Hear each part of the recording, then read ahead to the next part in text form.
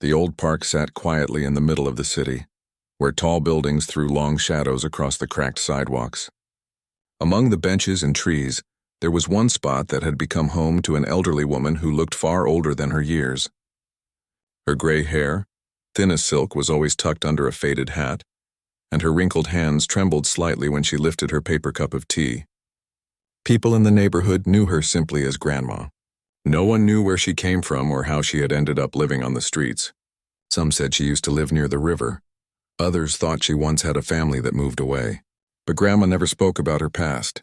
She just smiled softly at anyone who greeted her and went back to her quiet routine. Every morning, she sat on the same wooden bench near the old public piano that stood under a shelter in the park.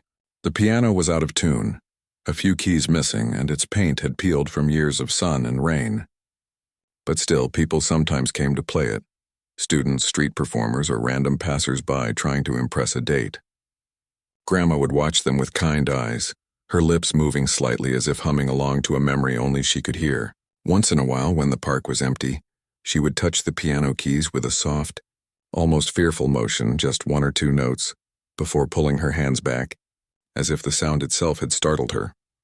One cool autumn afternoon, the park was almost empty except for a young man taking pictures for a small blog he ran about city life. He noticed Grandma sitting near the piano, her frail frame wrapped in a thick old coat that seemed too big for her. The wind rustled through the trees, scattering golden leaves around her feet. The young man hesitated for a moment, unsure if he should approach. Something about her calm, distant gaze caught his attention. It wasn't sadness, it was something deeper, something like a quiet acceptance of the world around her. He finally walked over and smiled politely. "Do you mind if I take a picture of the piano?" he asked gently. Grandma looked up, her eyes still sharp despite her age. "The piano doesn't belong to me," she said softly. "It belongs to anyone who can still hear music." Her words surprised him. There was warmth in her voice, but also a hint of mystery. He took a few pictures, and before leaving, he offered her a small cup of coffee from the nearby stall. She thanked him with a nod and wrapped her hands around the warm cup, like it was the best gift she'd had in a long time. Over the next few days, the young man started visiting the park more often. He worked nearby and began bringing her tea, sandwiches, and sometimes small pieces of chocolate. Grandma would thank him politely but never ask for more. She didn't beg and she didn't complain. One day while they sat together, he noticed her eyes fixed on the piano again. "Do you play?" he asked. Grandma's hands tightened around her cup. She smiled faintly and looked away. "I used to," she whispered. "A very long time ago." He didn't push her to say more, but his curiosity grew. There was something about the way she looked at the piano, not just with interest but with emotion, as if it reminded her of another life. He couldn't stop thinking about it. The next week he returned with a small recorder and asked if she would tell him her story. She hesitated, then nodded slowly, saying she hadn't spoken about it in many years. "I was a pianist once," she began, her voice almost trembling. "When I was young, my hands were quick and music was everything to me. I played for people who wore fine clothes and smiled as if life would last forever." Her eyes softened as she spoke. "But life changes. One day you wake up and the world you knew has disappeared." She didn't go into details, and he didn't ask. It was clear that her past held pain she didn't want to reopen. Instead, she told him about the way music made her feel, how every note was like a heartbeat, how a single melody could speak what words never could. As she spoke, he noticed how her hands moved slightly, shaping invisible chords in the air. "Do you ever think about playing again?" he asked quietly. She chuckled. "At my age, these hands have forgotten everything." But there was a spark in her eyes that said otherwise. The young man smiled. "I don't believe that. Music doesn't forget." The next afternoon, he came to the park with a small stool and sat beside the piano. He started playing a few simple notes.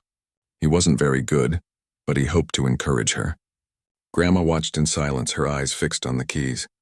Finally, after a long pause, she whispered, "You're doing it all wrong." He laughed and stepped aside. "Then show me how it's done." She hesitated. Her fingers hovered above the keys like a bird unsure if it should take flight. Slowly she pressed one key, then another. The sound was uneven, but something beautiful stirred in that moment. A faint smile touched her lips. "It's been so long," she murmured. People walking through the park began to slow down, drawn by the sight of the old woman at the piano. No one spoke. They just watched as she pressed a few more keys, each one seeming to carry a story of its own. Then she stopped, her eyes misty. "That's enough," she said softly, standing up. The young man didn't argue. He just nodded and said, "It was beautiful." After that day, something changed. Word began to spread about the old lady who played the park piano. Some people brought her flowers, others brought warm food. She always accepted with grace, though she still preferred her quiet solitude. The young man continued visiting her, learning small pieces of her past each time. He discovered that she once played in grand halls before her life took a turn she never expected. She had lost everything, her family, her home, her piano, and somehow ended up here living in the open air, surrounded by strangers who didn't know who she truly was. One chilly morning, as the sky turned pale pink, the young man found her sitting quietly by the piano, her hands resting on her lap. She seemed lost in thought. He sat beside her and asked what she was thinking about. "I'm thinking about sound," she replied softly. "How strange it is that silence can be so loud." He didn't understand at first, but as he looked at her, he realized she wasn't just talking about sound. She was talking about her life, the years of silence after her music stopped. He wanted to help her, to find a way for the world to hear her again. But she shook her head when he suggested it. "People don't need to hear an old woman's broken notes," she said with a sad smile. "They want perfection. I only have memories." Still, he couldn't accept that. "Maybe," he said gently, "what they really need is honesty, the kind that comes from someone who has lived, not just played." For the first time, Grandma laughed, a soft, real laugh that sounded like music itself. She looked at him with warmth in her eyes and said, "You remind me of someone who once told me that same thing many years ago." She didn't say who, but the tone in her voice carried both sorrow and affection. As days turned into weeks, their friendship grew. The park became their small world. He brought her a small blanket and she shared her stories about the old days, how the world used to stop and listen when the piano sang. Sometimes she would hum quietly, the tune faint but full of emotion. The young man often wished he could capture those sounds and share them with everyone. They carried something that words never could, a feeling of loss and beauty all at once. Then one afternoon, as the sun set and painted the sky in gold and purple, Grandma looked at the piano and whispered, "Maybe one last time." The young man turned to her, surprised. "You mean you'll play again?" She nodded, her smile small but certain. "Not for anyone else," she said, "just to remember who I was and who I still am." He didn't know then that this moment would soon turn into something the world would never forget. For now, all he saw was an old woman, fragile but strong in spirit, standing beside a weathered piano, her fingers ready to awaken something long asleep inside her. And as the evening breeze passed through the park, it felt as though the air itself was waiting for her to touch the keys and bring the silence to life once more. Grandma had not touched a piano for many decades, yet as she sat on the worn wooden bench, her fingers hovered over the keys like old friends greeting each other. The young man who had become her quiet companion watched her with wide eyes. He did not speak, not wanting to break the fragile moment that seemed to stretch between the notes and the wind rustling through the trees. Her hands shook slightly, but there was a certain grace in the way she positioned them, as if memory alone could guide them to the right keys. For a long while, there was silence.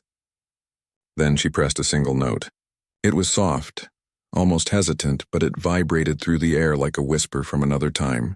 A second note followed, then a third, forming a tiny melody that seemed to belong to the park itself. The young man's breath caught in his throat. He had never heard anything so quiet, so gentle, yet so full of feeling. Passers-by slowed their pace.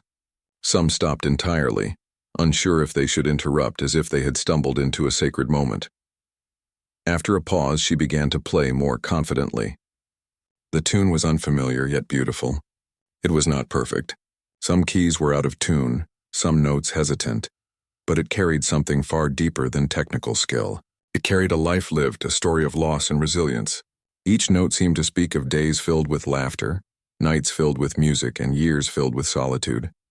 The young man realized that this was more than music. It was memory made audible. As she played, small details emerged from her past. He noticed the way she closed her eyes for a brief moment after striking certain chords, as if reliving a memory too vivid to hold open. Her lips sometimes moved slightly, humming along as though trying to recall a voice from long ago. The people watching felt it too, an invisible thread connecting them to her story, though they had never known her. When she finally stopped, she opened her eyes slowly. "It's not much," she said quietly. "Just a fragment of something I used to know." The young man shook his head. "It's more than that. You brought this place to life. People feel it." "I feel it."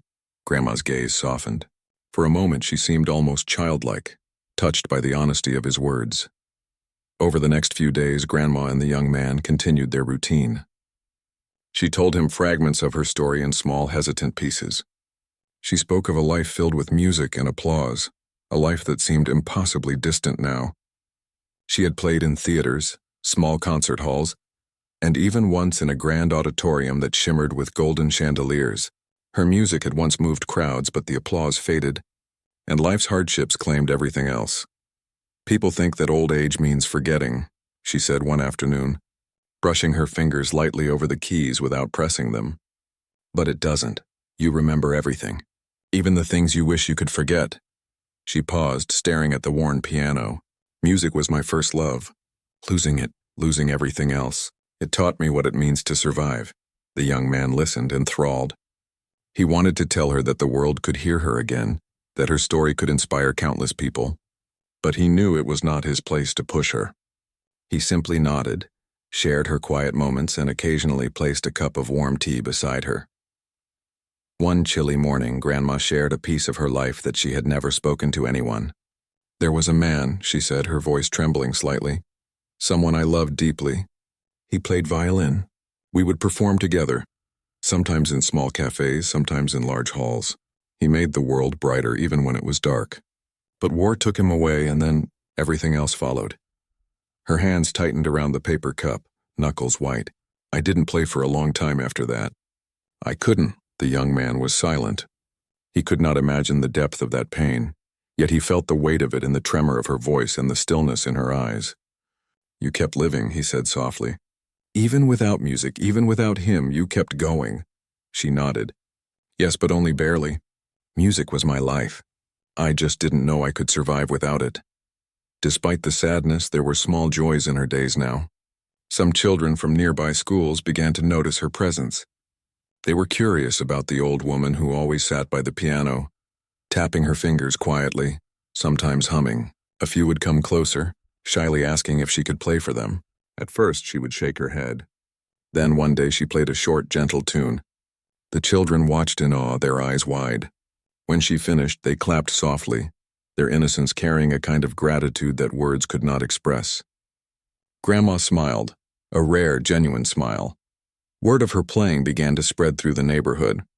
People talked about the elderly woman who brought music to the park. Some visitors would come and sit quietly, listening to her gentle melodies. Others left flowers on the bench or coins in a small tin she kept beside her. But Grandma never asked for anything. She did it for herself, for the memories that still lived inside her, and for the fleeting moments of connection she shared with strangers who paused long enough to notice her existence. The young man started recording short videos of her playing. Not for fame, not for money, but to capture the quiet beauty that seemed to follow her wherever she went. Each time he showed her the videos, she would look at the screen and shake her head. "It's not perfect," she would murmur. "It's just fragments, a shadow of what it used to be." But he saw something else. He saw the life and passion that refused to be extinguished, even in the face of age and loss. One evening, after a long day of music and conversation, Grandma sat quietly as the sun dipped below the horizon. The park was empty except for a few birds and the occasional passerby. She placed her hands gently on the piano keys and let them rest there. "You know," she said softly, "music is not just about skill. It is about feeling. And feeling is something no one can take away, no matter what life does to you." The young man nodded, understanding fully. Over time, she began to open up more about her past, little by little. She spoke of her first piano, an old wooden instrument her parents had gifted her when she was a child. She spoke of her first performance, the way her fingers danced across the keys and the joy of seeing people smile because of something she created. But she also spoke of sorrow, of losses too heavy to name, of homes that were no longer there, of friends and family who had passed away or drifted into memory. And yet, despite everything, she found a quiet strength in playing again. Each note was a small victory, a reminder that her spirit could still reach out and touch the hearts of others. The young man realized that her story was not just about music or about loss or even about homelessness. It was about the resilience of the human soul, the ability to survive and still create beauty even after life has taken everything else away. Then, one crisp morning, something changed. A local cafe owner who had heard whispers about the elderly woman playing the park piano approached the young man. "Would she ever consider performing for an audience?" the owner asked. The young man hesitated. Grandma had never wanted attention. She had always said that music was private, a conversation with herself and with memory. But he wondered, maybe this was something she needed, something the world needed to witness. When he told Grandma about it, she shook her head gently. "I am too old," she said. "Too frail, too forgotten." But there was a softness in her voice, a hint of curiosity beneath the refusal. "Perhaps," she murmured, "for one time, one final conversation with the world." The days that followed were filled with quiet preparation. Grandma would sit at the piano each morning, testing her hands, remembering how it felt to let music flow without restraint. The young man helped her in small ways, adjusting her coat, bringing warm drinks, even encouraging her gently when she felt her fingers could not move fast enough. Slowly, hesitancy began to turn into confidence. The music, long dormant, was returning. By the time the day of the small cafe performance arrived, Grandma had changed in ways that no one else could see. She still looked frail, her coat worn and her hair gray, but her spirit was alive. Her hands, though shaky, were ready. Her heart, though weathered by time and hardship, was full of courage. And the young man knew that this would not just be a performance. It would be a moment where memory, music, and life collided, leaving an indelible mark on everyone who witnessed it. That evening, as the sun dipped low, Grandma made her way to the cafe. She carried herself with quiet dignity, and though her steps were slow, each one seemed deliberate. People inside were curious. Some had heard the story, others had only come because the cafe owner insisted. No one knew what to expect. They did not know the woman who would soon play, or the story her fingers would tell. But they were about to discover that age, loss, and hardship could never silence a soul that still longed to sing through music. The cafe was small but warm, with soft yellow lights hanging from the ceiling and the faint smell of coffee and pastries filling the air. Chairs were arranged close together, and in the center of the room stood a polished piano shining even in the dim light. The people who had come to watch Grandma play were a mix of curious strangers, regular customers, and a few who had heard her story online. Some whispered quietly, wondering what a 96-year-old homeless woman could bring to the piano. Others were skeptical, thinking it might be just a small sad performance that would end quickly. Grandma walked slowly toward the piano, each step deliberate, her frail body supported by a simple cane. Her coat was worn and her hat sat low over her eyes, but there was a calm determination in her movements. The young man who had guided her to this moment stayed a few feet behind, carrying her small bag and offering gentle encouragement. He could feel the nervous energy in the room, the way people shifted in their seats, unsure of what to expect. She reached the piano and paused, her hands resting lightly on the keys. She looked up briefly at the audience, and for a moment the room seemed to hold its breath. Nobody spoke. Grandma's eyes scanned the faces in front of her, young and old, curious and doubtful. And for the first time in decades, she felt the strange thrill of performing for an audience. The same thrill that had once made her heart race in grand halls was here again, though tempered by age and experience. She sat down, and the piano bench creaked slightly under her weight. Her fingers hovered above the keys, hesitant at first. The audience watched in silence, unsure if she would even play. Then slowly she pressed the first note. It was soft and uneven, but it carried a tenderness that immediately captured attention. Another note followed, then another, forming a simple melody that seemed to float through the room like a gentle breeze. At first the audience shifted in their seats, uncertain, but as the music continued, something remarkable began to happen. The notes, though imperfect, were filled with emotion, the emotion of a life fully lived, of pain and joy intertwined. Each key she pressed seemed to tell a story that words could not capture. People leaned forward, their eyes fixed on her hands. Some felt a lump form in their throats. Others closed their eyes, letting the music wash over them like a warm wave. Grandma's fingers moved more confidently now, as if remembering the times when she had played in grand concert halls. She had not forgotten the way to make the piano speak, even if her hands were slower and the keys resisted her touch. The melody swelled, soft and powerful at the same time, carrying memories of a past filled with love, music, and sorrow. She played not for perfection, not for applause, but because she had to, because music was a part of her being and it demanded to be heard. The young man watched her with a mix of awe and pride. He had known her for weeks, had seen her practice in the park, but nothing could have prepared him for this moment. There was a purity in her music that no recording, no story could ever capture. The notes seemed to rise above the walls of the cafe, reaching into the hearts of everyone present. Even those who had been skeptical could not help but be moved. A few people reached for their phones, quietly recording, but they kept the volume low and the movement minimal, not wanting to disturb the fragile magic of the moment. Children in the audience, who had been fidgeting at first, sat still, mesmerized by the sight of an old woman creating such beauty with her own hands. Some adults wiped tears from their eyes, unable to stop the emotions that her playing had awakened. Grandma's eyes closed as she played, her head tilting slightly, lost in the music. For a moment it was as if the room, the people, and even time itself did not exist. Only the piano, her hands, and the melody mattered. She played a tune that felt familiar yet new, as if she had taken fragments of her memories and woven them into a story that anyone could feel. It was a song of loss and survival, of love remembered and sorrow endured, and it moved every heart in the cafe. When the final note lingered in the air, there was complete silence. Nobody moved. Nobody spoke. The sound of the keys fading seemed to echo in the minds of everyone present, leaving a space filled with awe and respect. Grandma opened her eyes slowly, and the room held its breath for her reaction. She smiled faintly, a smile that was calm and satisfied, as if she had shared something very private with the world. Then, as if on cue, the audience erupted into applause. It started quietly, then grew louder until it filled the cafe with a sound that was both joyful and reverent. People stood from their seats, clapping and cheering, some with tears streaming down their faces. The cafe owner, who had been watching nervously, joined in, his own hands trembling with emotion. Grandma rose slowly from the piano bench, bowed her head slightly, and accepted the applause with grace. The young man approached her cautiously, not wanting to overwhelm her with praise. You were incredible," he said softly. She looked at him and nodded. "It's not me," she whispered. "It's the music. I just remember how to let it speak." He smiled, realizing that she had shared more than a performance. She had shared her soul.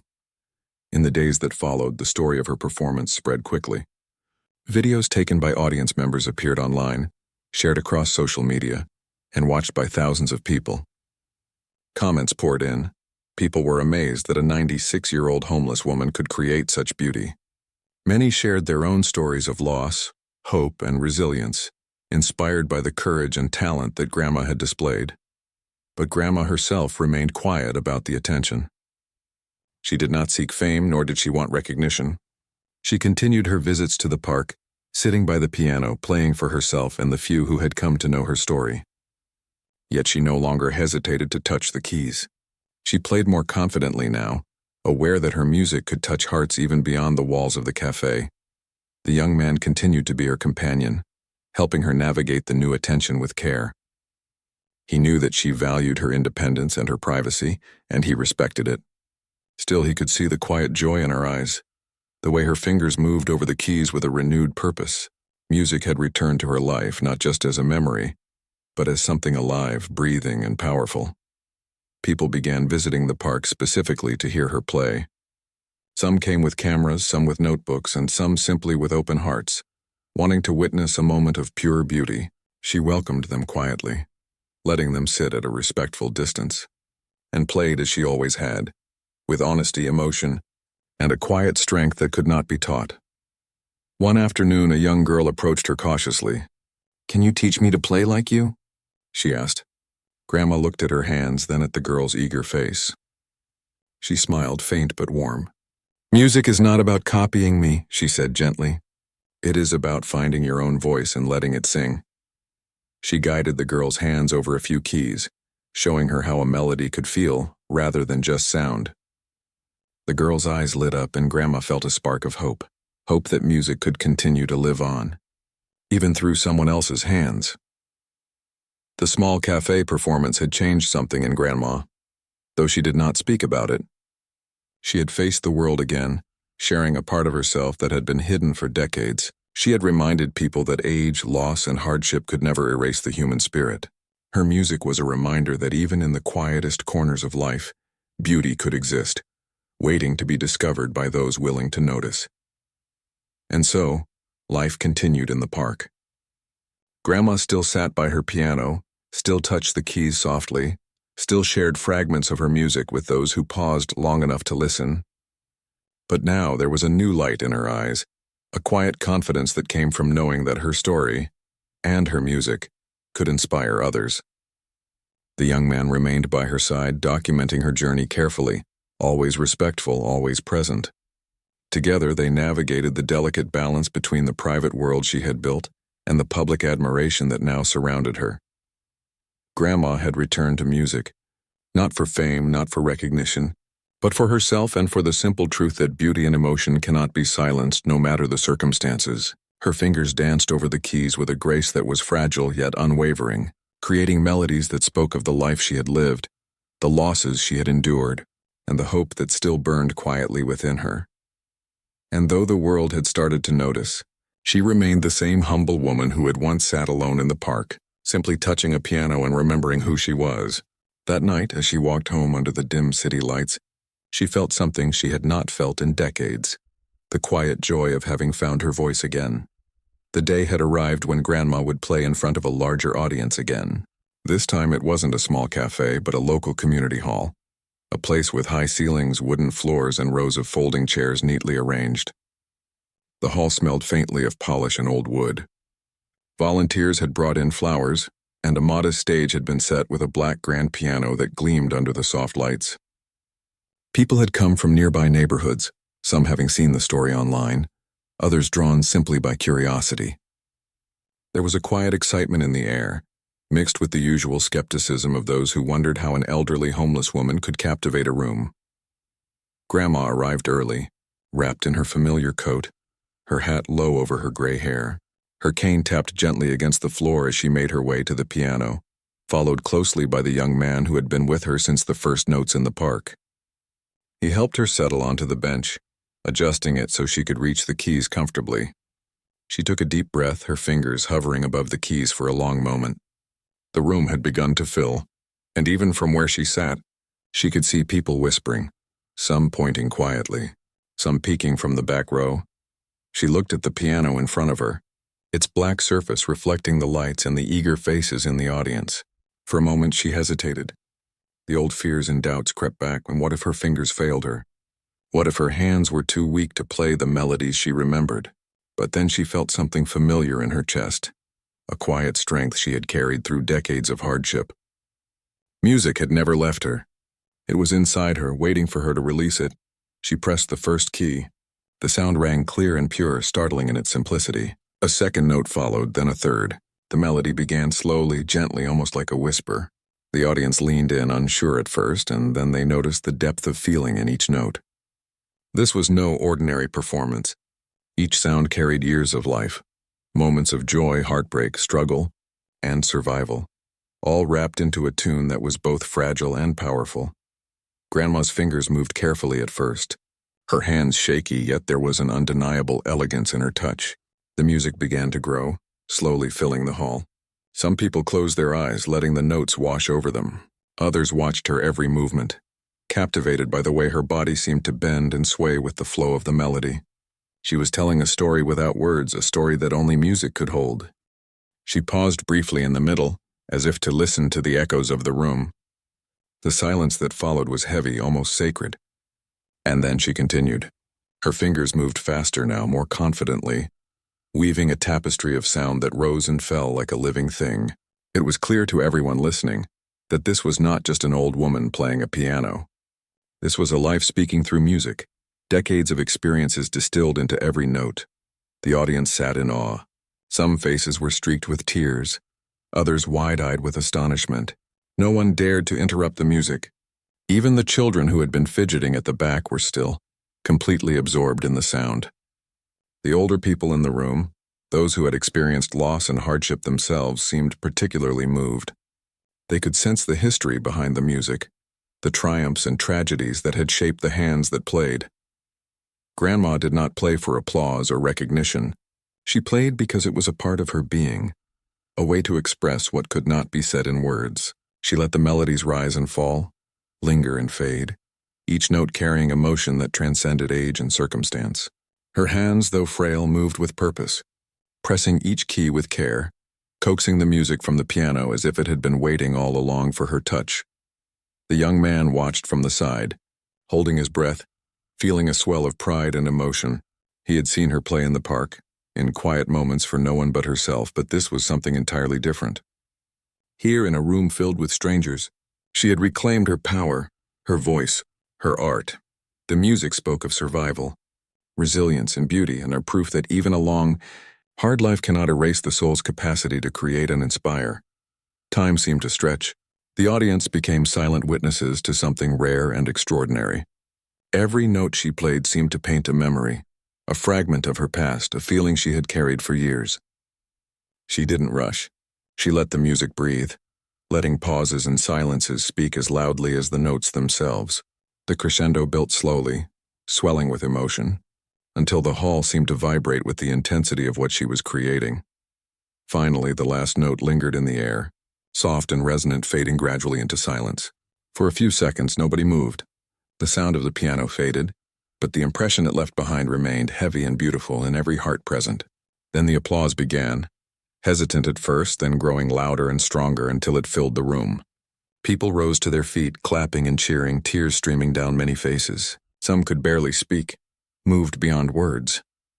Grandma slowly lifted her head and opened her eyes. She looked around at the audience, and for a moment her smile was quiet, almost shy. Then she bowed slightly, acknowledging the admiration, but not letting it overwhelm her.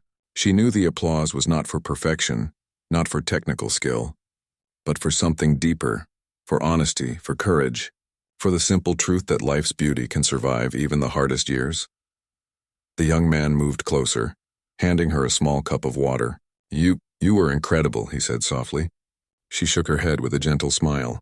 "It's not me," she whispered. "It's the music. I just let it speak." Her voice was calm, yet it carried a weight that only those who had truly lived could understand. After the performance, people approached her with respect and wonder. Some brought flowers, others simply knelt briefly to say thank you. A few children asked if she could play again tomorrow. She laughed softly, the sound carrying the faintest trace of her past joy. "I will play when I can," she said, "but music is not always for the crowd. Sometimes it is for the soul." The video of her performance spread quickly. People shared it online, commenting on the beauty of the music, the grace of the old woman, and the power of resilience. Many were inspired to visit the park, hoping to catch a glimpse of her and hear her play for themselves. Donations arrived to help her with food, clothing, and comfort, but she accepted them quietly, never asking for attention or fame. She played because it brought her peace, because it reminded her that she was alive and that life, even after hardship, could still be beautiful. In the days that followed, Grandma returned to the park, touching the piano keys with a new confidence. She no longer hesitated when people came near. Children gathered to hear her melodies, adults paused to watch, and even the occasional passerby slowed down, sensing the magic that seemed to linger around her. Music had become her bridge to the world, a way to connect, to heal, and to inspire. She began teaching small lessons to children and anyone curious enough to ask. "Music is not about perfection," she told them. "It is about feeling, about speaking without words, about finding a piece of yourself that you didn't know existed." Her lessons were gentle, patient, and full of wisdom gained from nearly a century of living. Those who learned from her left not just with new skills, but with the understanding that resilience and courage could be expressed in many forms. One evening, as the sun set and the city lights began to glow, she sat at the piano alone in the park, playing softly for herself. The young man sat nearby, recording the gentle melody, not to share it this time, but to capture the moment they both knew was precious. She closed her eyes and let the music flow, the notes carrying memories of love, loss, and survival. For a brief moment, it was as if nothing else existed, only the piano, the melody, and the soul that had never given up. Grandma's performance that day in the community hall became a turning point. It was proof that age, poverty, and hardship could not erase the beauty of a life fully lived. The room had been speechless not because of technique or fame, but because of the honesty of her music, the depth of her experience, and the courage to share it despite everything she had endured. She had reminded everyone that sometimes the most powerful performances are not the ones that dazzle with perfection, but the ones that speak directly to the heart. From that day forward, the park and the piano became a place of quiet pilgrimage. People would come to watch her play, to listen to the melodies that had once been silenced, and to feel the truth in every note. Grandma, though humble and reserved, embraced the small attention she received not for herself, but for the music that had carried her through a long and difficult life. And every time she played, the young man realized that what she created was more than music. It was hope, it was resilience, it was proof that even in the twilight of life, beauty could shine brightly, enough to leave a room and the hearts within it completely speechless. After the performance in the community hall, life for Grandma slowly began to change. Not in ways that made her famous or rich, but in ways that filled her days with small comforts and meaningful connections. People continued to come to the park to hear her play. Some came with cameras, some with notebooks, some simply with open hearts ready to listen. She no longer hesitated when people approached. She welcomed them with quiet grace, understanding that music had become more than her private solace. It was now a bridge between her and the world, a way to share a lifetime of experience without words. Volunteers from a local charity had offered to help her find a small apartment. It was modest, a single room with a tiny kitchen and a small bathroom, but it was warm, safe, and filled with sunlight in the mornings. For the first time in decades, she had a place to call home. She did not feel the need to leave the park entirely. The piano there remained her favorite, but now she could come and go without worrying about sleeping on a bench or finding food. She carried her coat and hat, her little bag, and sometimes the young man accompanied her. He had become more than a helper. He was a quiet friend who understood that her story was fragile and precious. Even in her new home, Grandma continued to play. Sometimes for herself, sometimes for the small gatherings that had begun forming around her music. Children from nearby schools would stop by after classes, eager to hear her melodies and learn a few lessons.